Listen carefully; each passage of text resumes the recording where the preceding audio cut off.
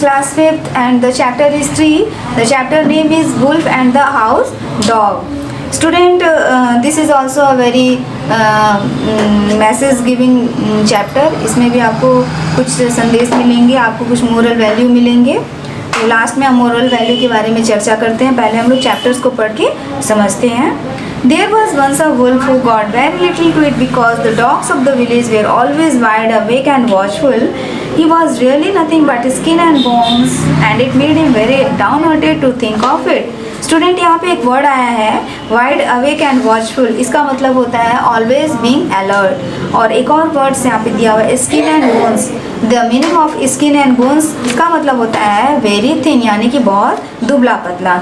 और down hearted का मतलब होता है सैड यानी कि उदास. एक समय एक गांव में एक वुल्फ रहता था जो बहुत ही परेशान रहता था अपने खाने पीने की चीज़ों को लेकर के, क्योंकि उसे भोजन यानी खाना समय से नहीं मिल पाता था. और वहीं उसी गांव में एक डॉग भी रहता था जो बहुत ही अलर्ट रहता था और वो एकदम मोटा ताज़ा था और उसे खाने पीने की चीज़ें जो है वो बहुत अच्छे से तरीके से टाइम से मिल जाता था. One night this wolf happened to fall in with a fine fat house dog who had wandered a little too far from home. The wolf would gladly have eaten him then and there, but the house dog looked strong enough to leave his marks should he try it. So the wolf spoke very humbly to the dog, complimenting him on his fine appearance.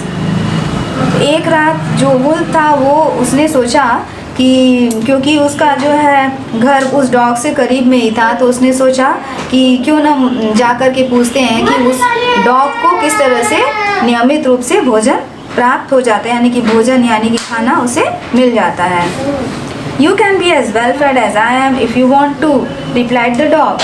Leave the woods, there you have lived miserably.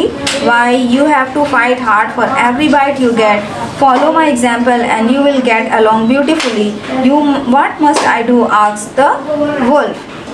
तब dog ने कहा, किससे कहा? Wolf से कहा कि अगर तुम अपने वरीड प्लेस यानी कि डेंजर प्लेस को छोड़ करके, डेंजर प्लेस यानी कि कंफर्टेबल प्लेस को छोड़ करके तुम बाहर निकलते हो, यानी कि वो जगह छोड़ दो जहाँ तुमको भोजन नहीं मिल रहा, और कुछ दूसरे स्टेप यानी कि दूसरे विचार अपने दिमाग में लाओ, तो हो सकता है कि तुम्हें भोजन मिलने लगे. तो वुल्फ ने पूछा कि वो क्या कर सकते हैं इसके लिए, भोजन के लिए क्या कर सकते हैं. Hardly anything. तो वुल्फ ने कहा कि बहुत कुछ छोटा काम है.